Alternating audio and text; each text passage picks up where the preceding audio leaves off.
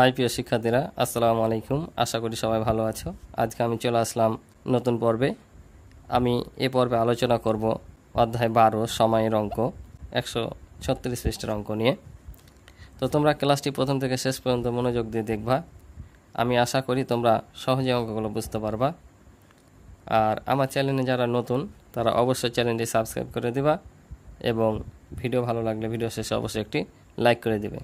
তো চলো আমরা অঙ্কগুলো দেখি। প্রথমে দেখো, বলছে অধিবর্ষ, দশক, যুগ এবং শতাব্দী। অধিবর্ষ, দশক, যুগ এবং শতাব্দী। তো এই জিনিসগুলো কি? এই জিনিসগুলো নিয়ে আজকে আমি আলোচনা করব এই পৃষ্ঠানে যাবতীয় বিষয়। তো তোমরা অবশ্যই মনোযোগ সহকারে ভিডিওটি দেখবা। তো প্রথমে আসি অধিবর্ষ। অধিবর্ষ কি? অধিবর্ষ হচ্ছে এমন একটি বছর যে বছরে ক্যালেন্ডারের বছরের সাথে ঋতু বছরের সমন্বয় স্থাপনের জন্য একদিন বেশি থাকে। কি বলছে? অধিবর্ষ হলো এমন একটি বছর যা ঋতু বছরের সমন্বয় সাধনের জন্য একদিন কি করা হয়? বেশি ধরা হয়। কারণ আমরা জানি কি 365 দিনে এক বছর হয়, কিন্তু অধিবর্ষ বছরে 366 দিনে এক বছর হয়। তো সেটা কেন আমি আরেকটু তোমাদের ভালোভাবে উদাহরণ দিয়ে দেখাই। দেখো, আমাদের 365 দিনে এক বছর বলি, কিন্তু 365 দিনের পরে আরও কিছু ঘন্টা, মিনিট, সেকেন্ড বাকি থাকে। কারণ আমরা জানি 365 দিন এক বছর, কিন্তু না, 365 দিন 5 ঘন্টা 48 মিনিট 47 সেকেন্ডে 365 দিন 5 ঘন্টা 48 মিনিট 47 সেকেন্ডে হয় এক বছর। শুধু এই 365 দিনে এক বছর না, 365 দিন 5 ঘন্টা 48 মিনিট 47 সেকেন্ডে এক বছর হয়। তাহলে দেখো, প্রত্যেক বছরে এই 5 ঘন্টা 48 মিনিট 47 সেকেন্ড কি থাকছে? বাকি থাকছে। তো এই সময়টা যাবে কোথায়? এই সময়টাই 4 বছরে যোগ হয়। অর্থাৎ ধরো যে 5 ঘন্টা 48 মিনিট 47 সেকেন্ড না, ধরো যে 6 ঘন্টা বাকি আছে। তোমাদের বোঝানোর সুবিধার্থে বলছি, ধরো যে এই 6 ঘন্টা বাকি থাকছে 365 দিনের পর। তাহলে এই 6 ঘন্টা 4 বছরে কত ঘন্টায় রূপান্তর হচ্ছে বলো তো? 365 দিন 5 ঘন্টা 48 মিনিট 47 সেকেন্ড এক বছর। তা আমি বোঝার সুবিধার্থে ধরলাম যে 6 ঘন্টায় বাকি থাকছে। তাহলে এই 6 ঘন্টা 4 বছর পর কত হবে? তাহলে 4 দিয়ে গুণ করে দেখো, 4 6 কত হয়? 24 হয়। তাহলে কি 24 ঘন্টা একদিন না? তাহলে আমরা এই যে একদিন পেয়ে যাচ্ছি, ওই কারণে তোমার 65 সাথে 365 সাথে এক বছর পর একদিন যোগ হয়, দেওয়া হয় 66। ঠিক আছে? ওই জন্য বলা হয় অধিবর্ষ বছরে একদিন বেশি হয়। অর্থাৎ এই 5 ঘন্টা 48 মিনিট 47 সেকেন্ড 4 বছরে যে প্রায় 24 ঘন্টার কাছাকাছি হয়। আর 24 ঘন্টায় আমরা জানি একদিন, ওই একদিনটা 65 সাথে যোগ হয়ে অধিবর্ষ বছরে হয় 366 দিন এক বছর। তাহলে অধিবর্ষ বছরে কেন একদিন যোগ হয় বুঝেছো আশা করি। এবার দেখো দশক। দশক কি? দশক মানে আমরা জানি 10। তাহলে 10 বছর সময়কে বলছে দশক। অর্থাৎ ধারাবাহিকভাবে 10 বছর সময়কে এক দশক বলে। ঠিক আছে? এবার হচ্ছে যুগ। যুগ কি?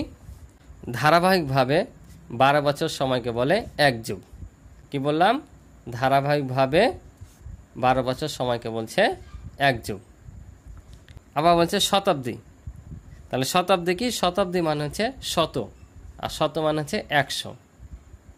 শতাব্দী মানে শত, শত মানে 100। অর্থাৎ ধারাবাহিকভাবে 100 বছর সময়কে বলে এক শতাব্দী। কি বললাম? ধারাবাহিকভাবে 100 বছর সময়কে বলে এক শতাব্দী। তাহলে ধারাবাহিকভাবে 10 বছর সময়কে বলে এক দশক, ধারাবাহিকভাবে 12 বছর সময়কে বলে এক যুগ, এবং ধারাবাহিকভাবে 100 বছর সময়কে বলে এক শতাব্দী। আশা করি তোমরা এই অধিবর্ষ, দশক, যুগ এবং শতাব্দী সম্পর্কে ধারণা পেয়েছ। এবার নিচে আসি আমরা। এখন হচ্ছে অধিবর্ষ কত বছর পর পর হয়? তোমরা তো অলরেডি জেনে গেছো, কারণ আমি প্রথমে অধিবর্ষ নিয়ে আলোচনা করলাম। তখন কি করলাম? যে যত ঘন্টা বাকি ছিল তত ঘন্টাকে 4 দিয়ে গুণ করেছি।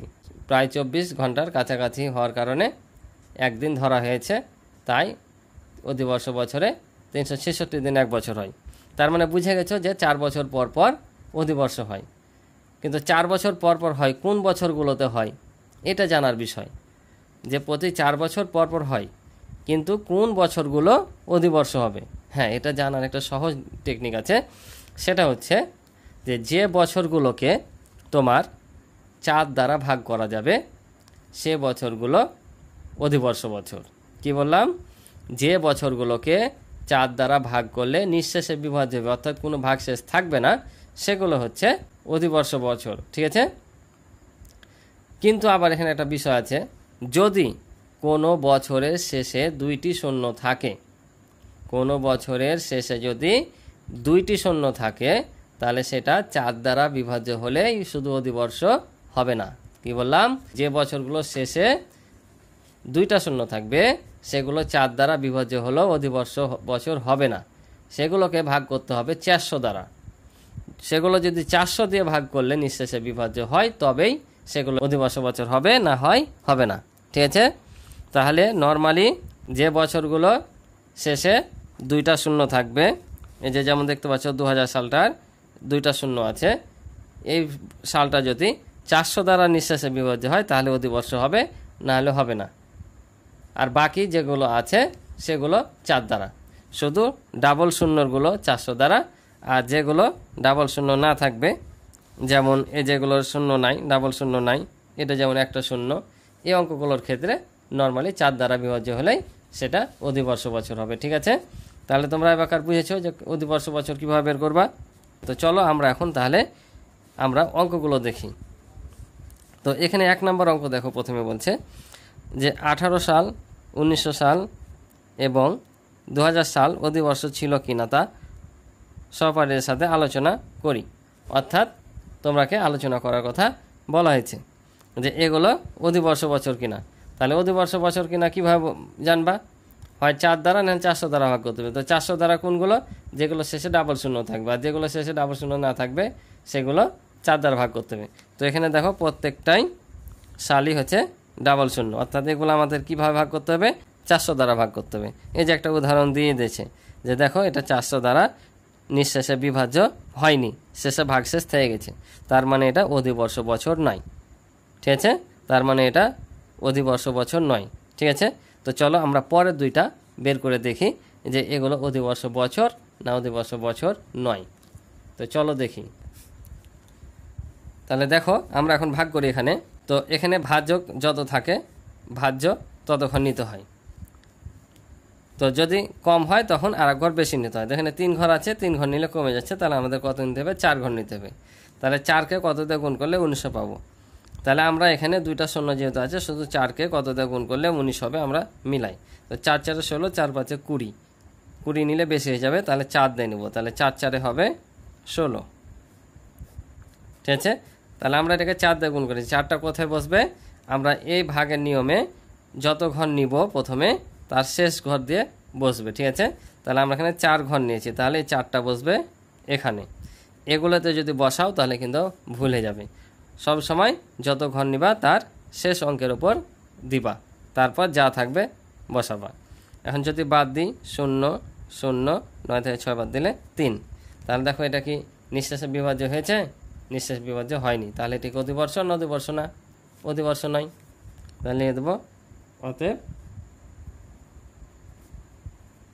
অধিবর্ষ নয়। ঠিক আছে? এটাকে যদি 4 দ্বারা ভাগ করো, 4 দ্বারা কিন্তু ভাগ হয়ে যাবে, কিন্তু এটা সত্য দেশে কি 400 দিয়ে ভাগ করতে হবে। ঠিক আছে? তাহলে অধিবর্ষ হবে, না হলে হবে না।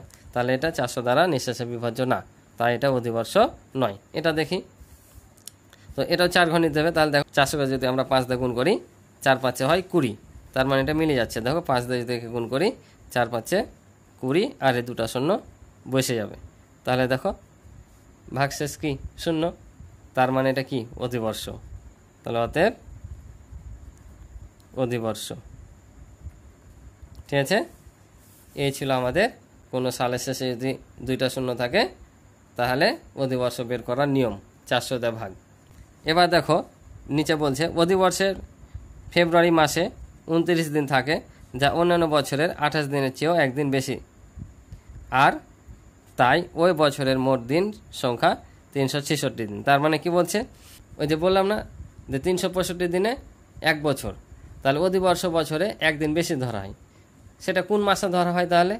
সেটা হচ্ছে ফেব্রুয়ারি মাসে ধরা হয়।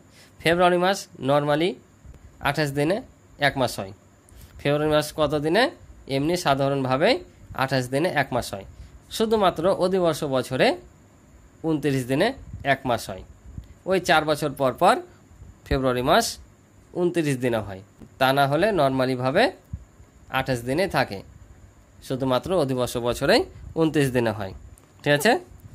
তাহলে অধিবর্ষের ফেব্রুয়ারি মাসে 29 দিন থাকে, যা অন্যান্য বছরের 28 দিনের চেয়ে একদিন বেশি। আর তাই ওই বছরের মোট দিন সংখ্যা হচ্ছে 366 দিন। এখন বলছে নিচের সালগুলোর ফেব্রুয়ারি মাস কত দিনে ছিল। তাহলে ফেব্রুয়ারি মাস তো দুরকম, 28 আর 29।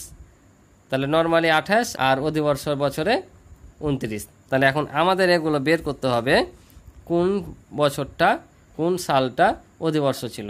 তাহলে যে সাল অধিবর্ষ হবে সে সাল 29 দিনে, আর যে সাল অধিবর্ষ হবে না সে সাল 28 দিনে।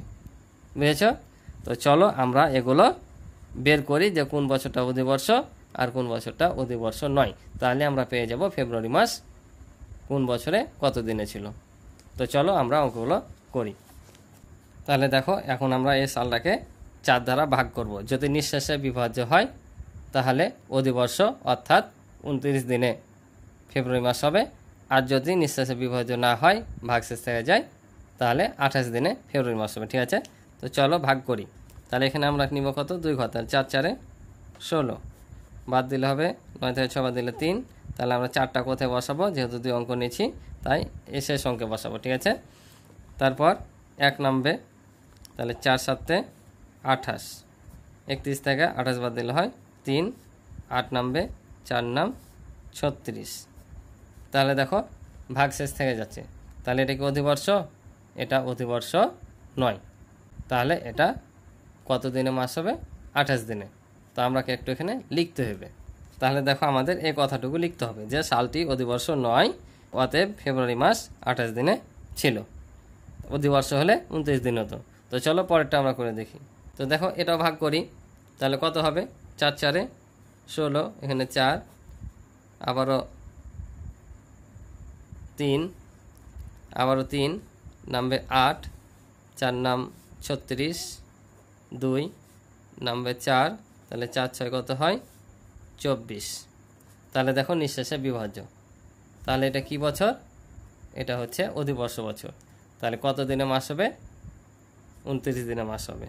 তাহলে আমরা এই কথাটা নিয়ে নেব যে সালটি অধিবর্ষ। ঠিক আছে? সালটি অধিবর্ষ, অতএব ফেব্রুয়ারি মাস 29 দিনে ছিল। এই তো আমাদের উত্তর। ঠিক আছে? তো চলো আর একটা অঙ্ক আছে, সেটাও করে নিই। তাহলে 1820 সাল। তাহলে এটাকে কী করবো? 4 দ্বারা ভাগ করি। তাহলে আবারও 4 4 16, 18 থেকে 16 বাদ দিলে 2, এই 2 নামবে, 4 5 20, বাদ দিলে 2, 0 নামবে, আবারও 4 5 20। তাহলে দেখো এটাও নিঃশেষে বিভাজ্য, অর্থাৎ ভাগশেষ নাই। তার মানে এটাও কি অধিবর্ষ বছর, অর্থাৎ 29 দিনে ছিল। তাহলে আবার ওই কথাটা আমরা লিখব যে সালটি অধিবর্ষ, অতএব ফেব্রুয়ারি মাস 29 দিনে কি ছিল। এটা হচ্ছে আমাদের উত্তর। আশা করি তোমরা অঙ্কগুলো বুঝেছো। তো আজকে এই পর্যন্ত ছিল এই পৃষ্ঠার অঙ্ক। আশা করি তোমরা অঙ্কগুলো বুঝতে পেরেছো। তো ভিডিওটি যদি ভালো লেগে থাকে এবং এখান থেকে যদি কিছু শিখে থাকো তাহলে অবশ্যই আমার চ্যানেলটি সাবস্ক্রাইব করে দিবে এবং ভিডিওতে একটি লাইক করে দিবে। তো আজকে এই পর্যন্তই। ভালো থাকো, সুস্থ থাকো। আল্লাহ হাফেজ।